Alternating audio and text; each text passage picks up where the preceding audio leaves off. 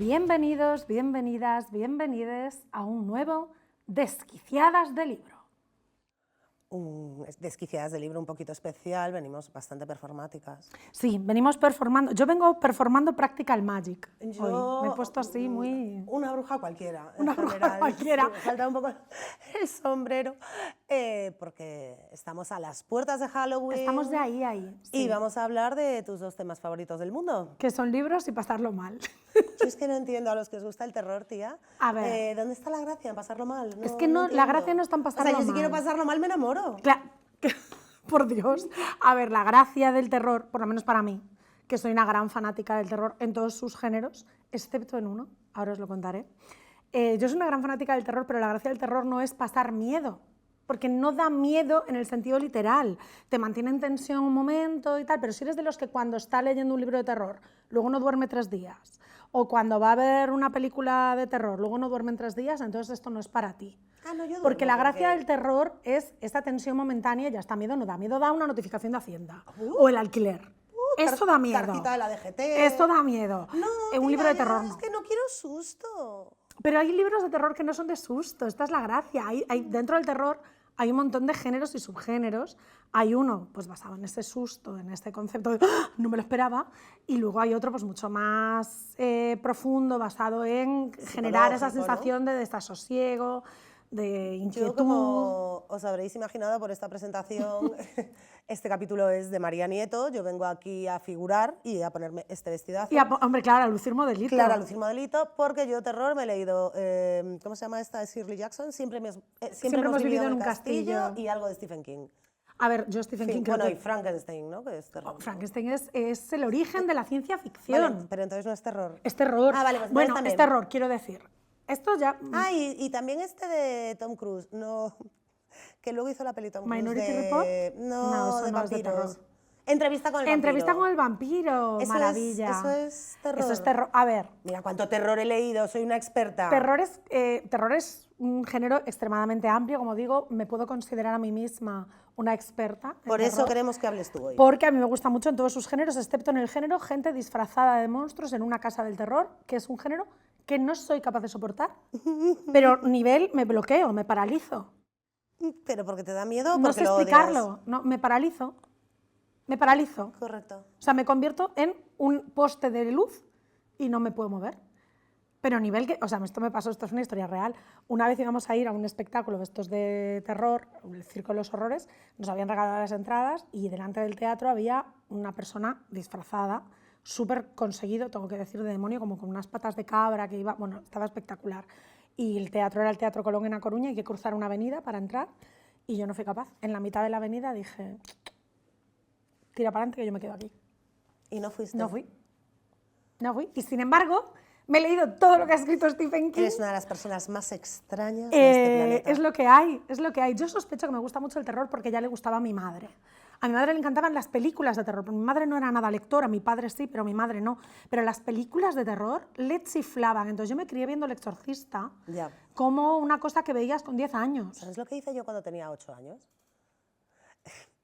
Había visto El Exorcista, así como a Es un escondidas. peliculón, tía. Y luego, como esa semana tuve como una gastroenteritis, ¿vale? Estuve malísima con fiebre y tal.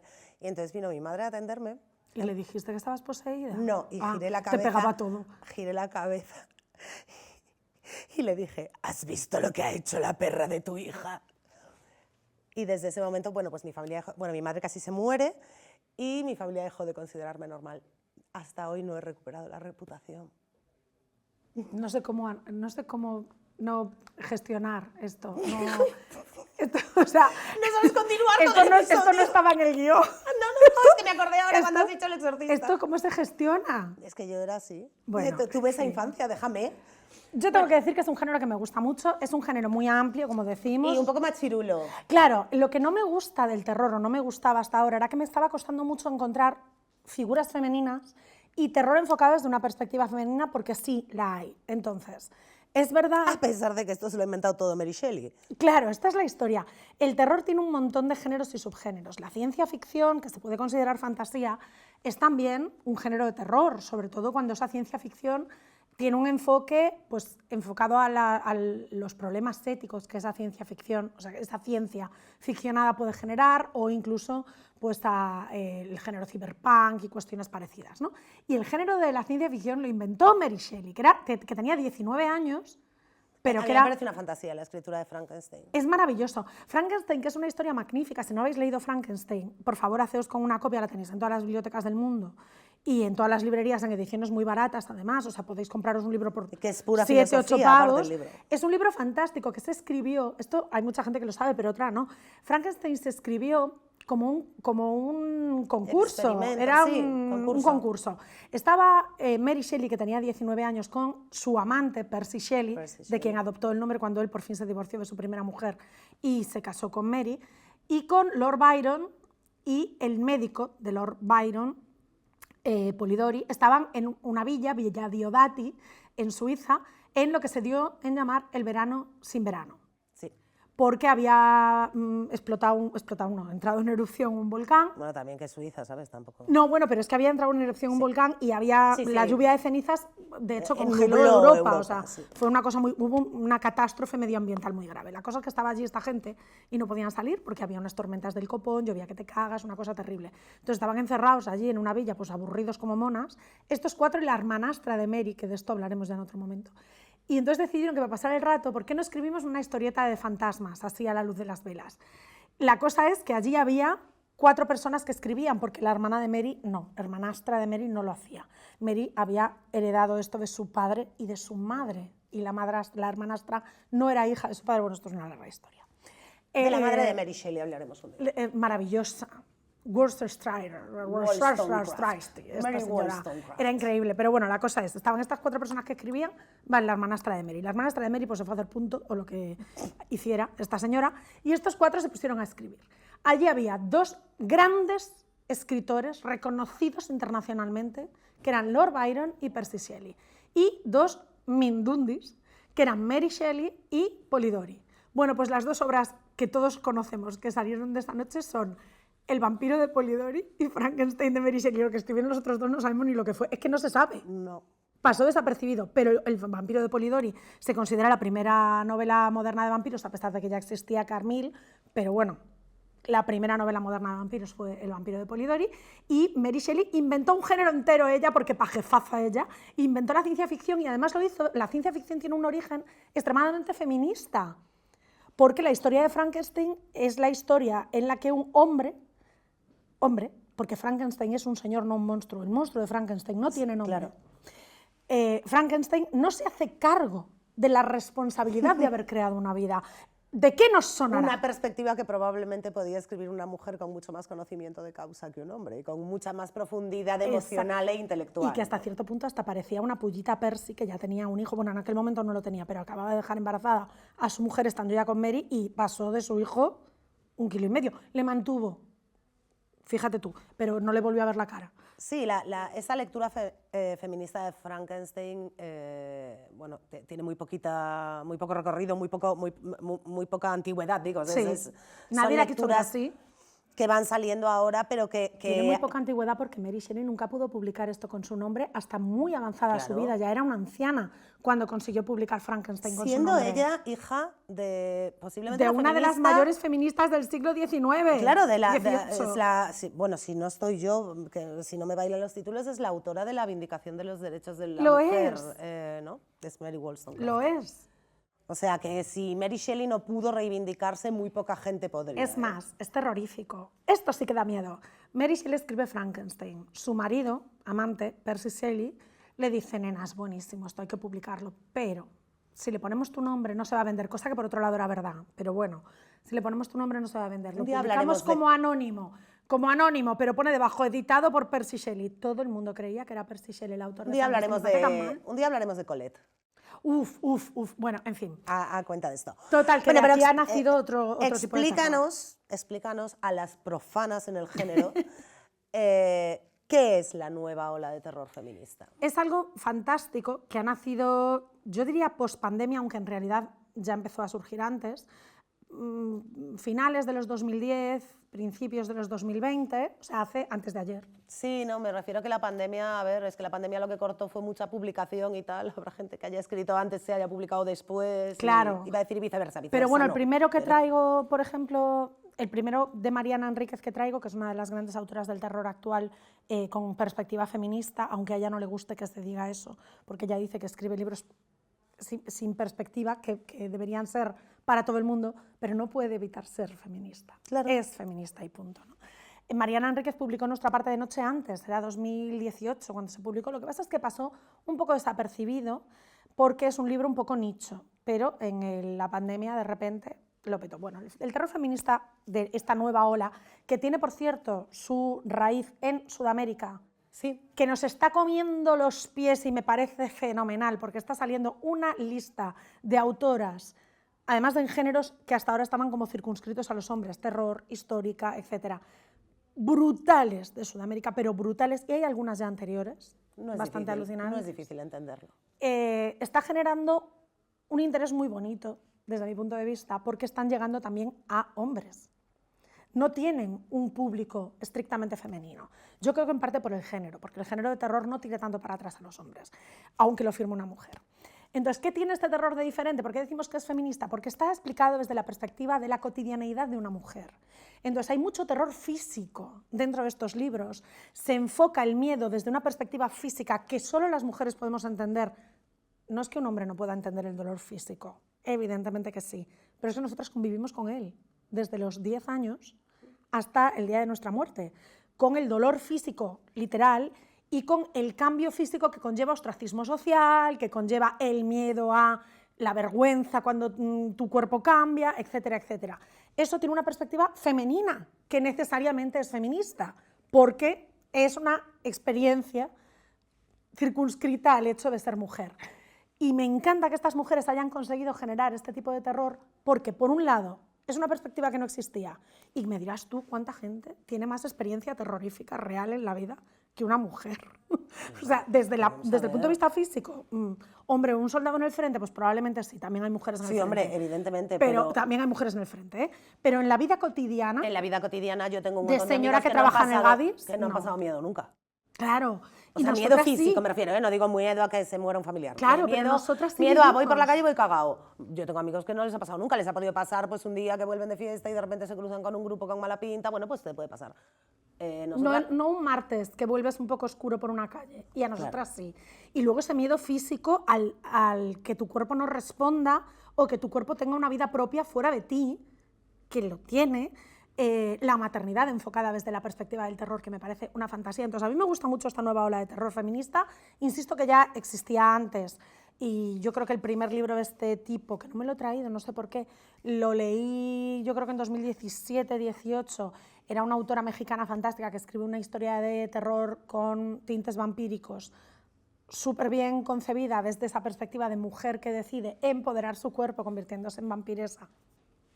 Maravilloso, porque en un México colonialista, pues la única forma que tenías de ser dueña de tu cuerpo era que tu cuerpo tuviera una fuerza física. De alguna manera, Latinoamérica da un escenario bárbaro para el terror. Es que tienen una historia tremenda. Es su historia, es también su historia literaria, con la normalización dentro de su narrativa del realismo mágico. Totalmente. Que aquí sigue siendo algo como, ay, de repente hay un fantasma. Claro, es que estos libros son muy realistas, quiero decir, es terror dentro de un realismo mágico. Creo que era el caldo de cultivo ideal, y también que hay editores más valientes que aquí. Probablemente sí, que conste que estos libros que tengo aquí, todos se publicaron en España. Sí, cuando ya triunfaron allí. Cuando ya habían triunfado fuera, efectivamente. De hecho, el primero, que es el primero del que he hablado, que es Nuestra parte de noche, Mariana Enríquez, que es un buen tochaco, pero que merece la pena cada una de sus 600 y pico páginas. Mira, es que es verdad, no lo recordaba. Tiene 666 páginas. Esto me parece la serendipia más bonita de la historia de la literatura. Como persona que maqueta libros, estoy viviendo una pesadilla de tener que adaptarlo todo para que dé esa cifra exacta. Yo creo que no ha sido a propósito. ¿Cómo no, tía? Yo creo que no. Hostia. Es que es muy brutal y tiene 666 páginas. 67 si cuentas Sí, bueno, pero ya. vamos, 666. Nuestra parte de noche fue la primera novela que convirtió a Mariana Enríquez en un fenómeno de masas en España.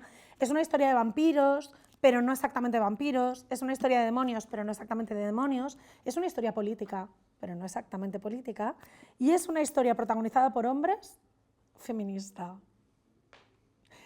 cuyo protagonista además es bisexual, que es una de las grandes obsesiones de Mariana Enríquez. Yo comparto muchísimo universo literario con Mariana Enríquez, no así talento, ya me gustaría. Bueno. No, Mariana Enríquez es una putísima genia, o sea, es una tipa que escribe de una manera... Yo mataría, me cortaría un brazo por escribir con Mariana Enríquez, es una tía increíble. Y tiene una forma de pensar en la que comparto mucho mundo, mucha obsesión, muchos de sus temas obsesivos los comparto. Y una de sus grandes obsesiones es la bisexualidad en los hombres, porque le parece como una cosa, un estado natural. No acaba de entender por qué no hay hombres bisexuales. Le parece una historia como muy curiosa en esa perspectiva y indaga mucho sobre ella. Le obsesionan mucho los vampiros, le obsesiona mucho la música, le obsesiona mucho las drogas. Las drogas no desde la perspectiva recreativa de las drogas, sino las consecuencias psicológicas del abuso de las drogas recreativas. A mí me encanta cómo escribe Mariana. Leí Nuestra parte de noche y me enamoré de Mariana Enríquez y entonces, un año y pico después, Mariana Enríquez vino a Coruña. Con esto, Bajar es lo peor. Ya he hablado de esta novela aquí. Sí, hablamos todo el rato de los mismos autores. Esta novela este es fue podcast. la primera novela que publicó Mariana Enríquez y tenía 17 años. No me parece ético que una persona con 17 años pueda escribir esto. Es que yo con 17 años no hacía nada. Es que yo con 17 años es probable que... ¿Tú escribías? Sí, mal, pero sí. Yo notitas en clase. Es brutal, es brutal. Y luego tiene libros de relatos maravillosos y en este libro de relatos en concreto, Un lugar soleado para gente sombría, hay un relato, uno en específico, que me parece el paradigma maravilloso del terror físico feminista, que es la historia de una mujer a la que le encuentran un bulto, un tumor en el útero y se lo tienen que quitar, le tienen que hacer una histerectomía. Entonces esta mujer, por un lado, tiene que asumir el dolor psicológico de perder una parte de tu cuerpo. Claro, una amputación. Una amputación que además conlleva problemas hormonales, porque por si no lo sabéis, la histerectomía pues conlleva menopausia precoz. Una menopausia, digamos, forzada, y al mismo tiempo no quiere separarse de ese bulto porque lo considera parte de ella, es algo que su cuerpo ha creado. Entonces, ¿cómo resuelve ella esta historia, que me parece una fantasía? Es un relato cortito. Yo he oído hablar muy bien de con un dolor físico. Y luego tiene otro relato en este mismo libro, en el que habla de otra de mis obsesiones, que es la moda, desde la perspectiva de cómo la moda puede llegar a ser una cárcel. Es espectacular y además es un... Aún no te he devuelto el último que me llevé. Este te lo puedes llevar. Y además es un relato extremadamente feminista porque narra la historia de una mujer que ha muerto y su viudo dona un montón de prendas de alta costura a una tienda de segunda mano y no puedo leer más, pero ojito con los personajes. Brutal, brutal. Entonces, a mí, este tipo de género de terror, mujeres convirtiendo sus experiencias cotidianas y su vida cotidiana en relatos de terror, dentrísimo, siempre sí. Este capítulo, como es un poquito una entrevista mía, porque como me da pena y vergüenza no tener ni idea del tema... Oye, no, que me has dicho que has leído cosas maravillosas. ¿Has leído a Shirley Jackson? Ya, es que me encantó. Shirley Jackson es una mujer cuya literatura es brutal y su historia como escritora es brutal y también un gran ejemplo de feminismo. ¿Sabéis que Shirley Jackson solo podía escribir de madrugada? Porque en su casa solo había una máquina de escribir y su marido necesitaba escribir de día, así que ella solo podía escribir cuando él no estaba utilizando la máquina de escribir. Esta historia es una maravilla. Mi pregunta, sobre todo porque dentro era nadie. De esta ola de terror feminista contemporánea, digamos, metemos el libro que te robé en el primer episodio del fin de Vigan, basado en hechos reales. Yo diría es terror, que sí. Es autoficción, es experiencia femenina, ¿no? Yo diría que sí. Me estaba recordando todo lo que decías. Para mí es terror, efectivamente. Bueno, del fin de Vigan es muy buena narrando el terror desde muchas perspectivas. Es muy buena narrando el terror desde la autoficción real porque Lo que queda de noche es una joya del terror real, de cómo es la vida de una persona en un universo súper distópico que en realidad es real, es decir, esa persona que vive en un mundo con gente que tiene serios problemas mentales y que se supone que debe estar a su cargo y no está funcionando bien, por lo que sea. Y luego tiene esta segunda parte, digamos, que escribió para poder quitarse de encima todo el polvo que le dejó ese libro. Y es verdad que, basada en hechos reales, a mí me parece una novela de terror. Es que yo aún no me la he leído, te la robé, pero aún no me la he leído. Bueno, no caduca, te la puedes leer cuando quieras.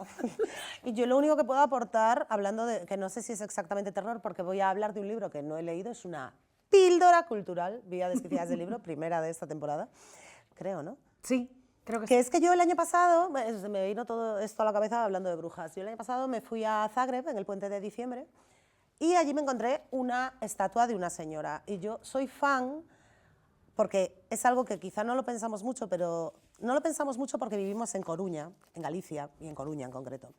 Qué pocas estatuas de mujeres hay en el mundo. Poquísimas. Es que digo lo de Coruña, para quien no sea de aquí, porque aquí tenemos por todas partes Tenemos a a María Rosalía de Pita, Castro, a María Pita, a Emilia Pardo Pardo Bazán. Bazán, Concepción Arenal, es que somos una ciudad súper femenina, tiene nombre de mujer, Es increíble. patrona mujer y heroína mujer. no, es increíble. O sea, yo realmente lo tenía, como es lógico, naturalizadísimo, porque es mi ciudad. Claro. Pero te vas por ahí y esto no pasa, ¿no? Entonces, cuando veo una estatua de una mujer en algún sitio, me gusta mucho, por ejemplo, en la plaza en Parliament Square en Londres, que están Churchill y demás machirulos que han gobernado el país, está una de las, desde hace poco, una sufragista. Y en Zagreb me encontré una estatua de una mujer y estábamos en un free tour y tal. Le pregunté a la chica y resulta, esto me lo tengo que leer un poco porque de memoria no me sale, que era Marija Jurić Zagorka. Normal que no te salga. ¿No te suena? No. Pues te va a gustar. Nacida en 1873, fue la primera mujer de Croacia que dirigió un medio de comunicación, fundó su propia revista. Anda, qué chulo. Fue la primera mujer de Zagreb que usó pantalones y fue un escándalo en la ciudad. Y la primera mujer con el título de periodismo en Croacia también. Y su novela, aparte de periodista, es escritora, y su novela más conocida, que no me ha quedado muy claro si es una novela o una saga que luego se publicó recopilada, pero bueno, es igual, es La bruja de Grič, no sé si lo he pronunciado bien, que es un barrio de Zagreb, es una palabra croata, ambientada en la caza de brujas del siglo XVIII. ¡Ostras! Ay, mira, ¿ves? El tema de las brujas también es interesante Claro, en este sentido. Yo tengo una versión en inglés en casa porque tengo una versión en inglés en casa porque me obsesioné. Porque por lo que fuera en croata no te pareció buena idea. Claro, es que esta mujer, con este pionerismo absoluto en su vida, está traducida solo al alemán muy bien. e idiomas balcánicos varios, supongo que al serbio, al bosnio, lo que sea. Entonces, claro, me obsesioné yo alemán y idiomas balcánicos, pues voy reunichis, no, claro. Entonces me encontraron, porque esto fue un regalo de cumpleaños, una tesis doctoral basada en esta obra en Oxford, Cambridge, no me acuerdo. Entonces hay muchos fragmentos traducidos por la doctoranda que hace la tesis. Pero bueno, aún no me he lanzado a leer una tesis doctoral sobre esta novela porque, bueno, la vida. ¿Vale? La vida, y que no parece una lectura para llevarte a la playa. Que me parece, como aparte de la píldora cultural, que es lo único que podía aportar yo hoy, me parece un buen ejemplo de que esta nueva ola es necesaria si tenemos en cuenta que a lo mejor terror femenino sí se estaba escribiendo ya, pero nunca nadie le estaba dando una oportunidad, ni siquiera a una mujer con esta relevancia. De hecho, se estaba escribiendo, hombre, claro, siempre se ha escrito, o sea, sí. Las mujeres hemos escrito siempre. No hemos publicado siempre, para nuestra desgracia, pero siempre ha habido terror publicado por mujeres. Yo siempre digo que Jane Eyre tiene tintes extremadamente terroríficos. Cumbres borrascosas, hombre, Cumbres borrascosas tiene un terror muy físico además. Hostia. Y son libros publicados por mujeres. No, pero Jane Eyre tiene uno muy psicológico, muy... Jane Eyre tiene una parte... Tiene dos partes terroríficas. Por un lado, esta parte muy victoriana en la que se supone que hay un fantasma. Por si no os habéis leído Jane Eyre, pues no os lo voy a spoilear, pero vamos... Igual fantasma not found, pero vamos, que se supone que hay un fantasma y entonces juega mucho con este rollo victoriano que les encantaba. A los victorianos los fantasmas les parecían divertidísimos, por lo que fuera. Entonces, bueno, pues tira mucho por ahí. Y la parte de... Y luego tiene esta parte, claro, Luego tiene esta parte De la psicológica reclusión. de la reclusión. Incluso tiene otra parte de terror psicológico que a mí me parece muy interesante, que es esa parte en la que ella es consciente de su propia otredad. Ella es Claro. constantemente consciente de que es rara, de que no es una mujer atractiva, de que está fuera del mercado, siento decirlo así, pero Matrimonial. 1800, mercado. Entonces se siente fuera del mercado matrimonial y lo asume. Bueno, y es crece que- en ello. La otredad, que a mí es un concepto que me fascina, no solo relacionado con el feminismo, sino con cualquier otredad, aporta un ingrediente muy interesante al terror, y ese ingrediente solo puede ser escrito desde una perspectiva de un otro. Desde los márgenes. Exacto. De hecho, antes hablabas del tema de las brujas, que es un tema recurrente en la literatura de terror, por supuesto, porque hay figuras literarias en el terror que son recurrentes: vampiros, brujas, fantasmas, hombres lobo, monstruos varios en general, etcétera, etcétera. Pero las brujas son un personaje muy único, porque son el único personaje exclusivamente femenino, aunque hay novelas en las que los hombres también performan magia. Sí, pero- Bien, no son brujos, no se les llama brujos. Hechiceros, no sé qué, no sé cuánto. Bruja es un concepto exclusivamente femenino. Y es un concepto que se ha escrito casi siempre desde la perspectiva masculina. Por eso las brujas suelen Son tener malas. solo dos formatos. O son feas como un demonio, o son extremadamente bellas y se aprovechan de Y esa sí, belleza manipuladoras. para manipular. Entonces, Porque ahí... quizá para muchos de esos autores no hay ninguna diferencia entre bruja y mujer. Exactamente. Y en cambio hay mujeres que han dado una vuelta de tuerca a ese universo de las brujas, y a una de ellas la has mencionado tú, la maravillosa, porque yo la adoro, autora de Entrevista con Anne Rice. el vampiro, Anne Rice, que falleció hace relativamente poco. Anne Rice tiene otra saga, bueno, tiene un montón de sagas. Anne Rice tiene una historia brutal detrás, muy tremenda. Es una escritora que se convirtió probablemente en la primera mujer bestseller a ese nivel, o sea, se hizo de oro, se hizo millonaria, pero esta mujer pasó mucha hambre Ya. antes de conseguir Por supuesto. hacerse de oro. Y la hizo muy famosa su saga de vampiros, que es estupenda y a mí me gusta mucho, pero a mí la obra más espectacular de Anne Rice me parece otra, que es la saga de las brujas de Mayfair, que No pasó he un poco leído. más desapercibida. En España se publicó en los 2000, muy principios de los 2000, igual en el 99, 2001. Luego se hicieron varias publicaciones diferentes en varias editoriales. Yo creo que nadie debía haber comprado como la exclusividad, fue una cosa rara, una cosa muy rara, porque había ediciones en el círculo de lectores, después había ediciones en editorial tradicional, que sacaban muy poca edición y al año siguiente las publicaba otra editorial, una cosa rara.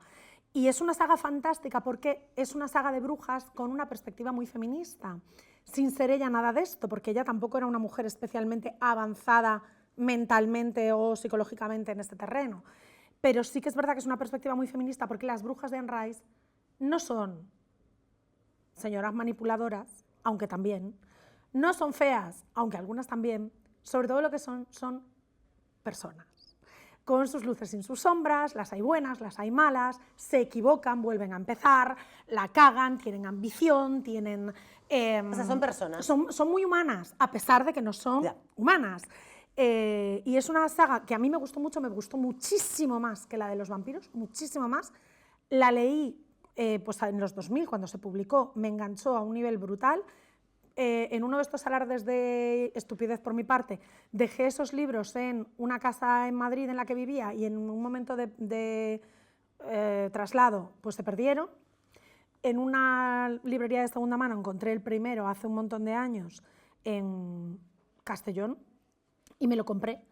Pero ahora quiero tenerlos todos y no los Y agua la pop, en serio. ya, los voy a encontrar. Pero ¿sabes qué pasa? Que es que los quiero ahora, los quiero todos de la Claro, misma de la edición. misma. Bueno, tengo un problema con esto, ya lo arreglaré. Pero tengo muchas ganas de volver a releerlo, porque el recuerdo que tengo de esta saga es que me había resultado súper apasionante ese universo de brujas que ella construía, en el que había mujeres de todo tipo.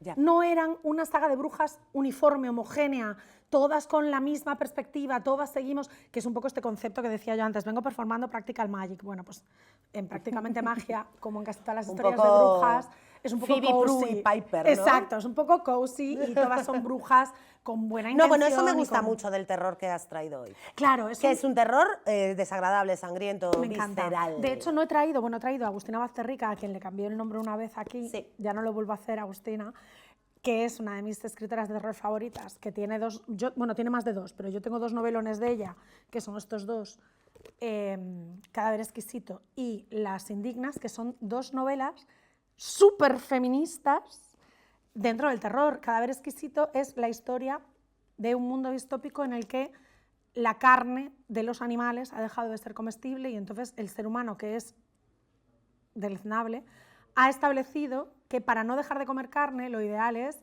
seccionar a los seres humanos en dos grupos, los que siguen siendo humanos y los que van a pasar a ser reses.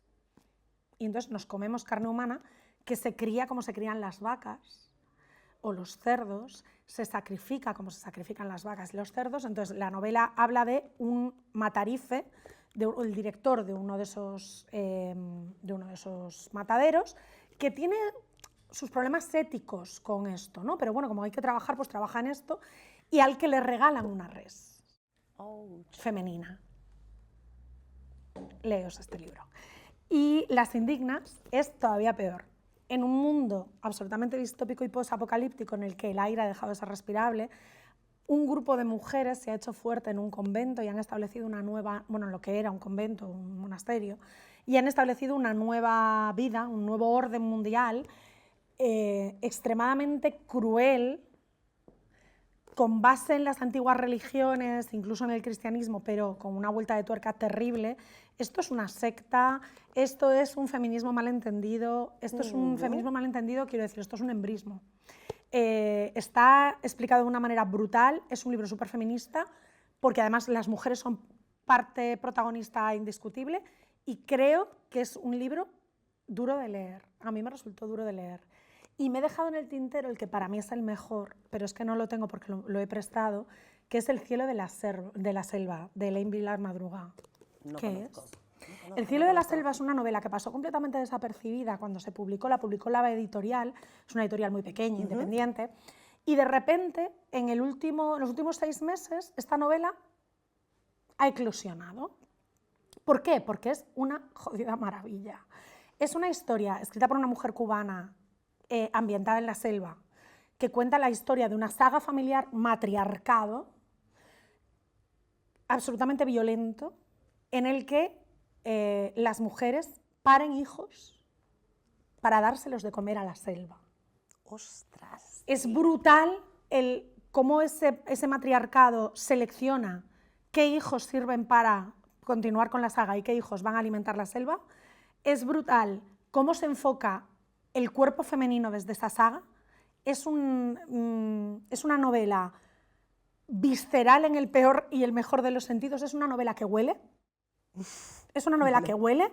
Es una novela que huele, que sabe, que te sientes completamente oprimido, sientes el calor húmedo de la selva al leerla. Yo creo que es la novela más física que he leído en mi vida y es la primera vez en mi vida que leo una novela que en un momento determinado... Me pasó también un poco con Agustina. ¿No? Me pasó también con Agustina con Las indignas. Con Las indignas y con El cielo de las selvas, con las pocas novelas con las que llegó un momento y dije, espera un momento, sí, vamos a que se me está revolviendo el estómago. O sea, y no es... No te está contando nada que no hayas visto, pero probablemente no lo has leído. Son cosas que, sobre todo, por ejemplo, pues los que vivimos en Galicia y sabemos que se hacía la matanza del cerdo y los que comemos carne habitualmente sabemos que las reses se crían de una determinada manera y que se matan y se sacrifican. No es algo que no sepas, pero ¿cómo lo cuentas? Pero es algo que no quieres saber. Es algo que no quieres saber. Ni que te cuenten. Claro, y sobre todo no quieres saber el paralelismo. No quieres ver esto trasladado, el animal para ti no tiene una connotación humana. ¿Qué pasa si la tuviera? Me parece una forma de abordar el terror tan inteligente, tan físico y tan, insisto, son mujeres que escriben terror con una perspectiva feminista. No conozco ningún hombre que las haya leído y me haya dicho que no le ha gustado. Bueno. Ninguno. ¿Tú crees que hemos convencido a mucha gente hoy? Yo no, desde luego. Para que lean terror. Mi monólogo. Para que lean terror. Yo creo que deberíamos haber convencido a todos aquellos que no le tengan miedo a pasar un poco de desagrado. El terror no tiene por qué llevarte un susto, que también. Yo quiero hacer un final épico. Venga, va. Yo quiero decir...